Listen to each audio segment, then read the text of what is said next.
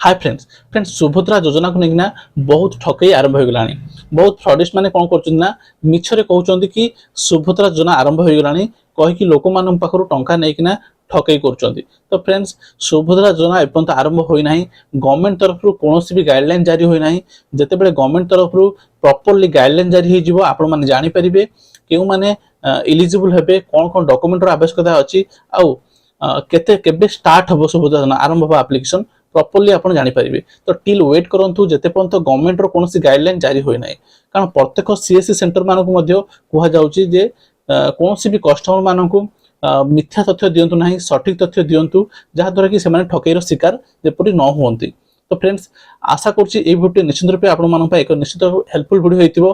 तो friends video पसंद video को लाइक करंतु, किछि भी डाउट थिले कमेंट माध्यम जणातु। यदि फ्रेंड्स चैनल को सब्सक्राइब करनाथि जरूर चैनल को सब्सक्राइब कर दियंतु। तो फ्रेंड्स पुनी देखा हबा आउ को नुवा वीडियो सहित सेति पर्यंत जय जगन्नाथ।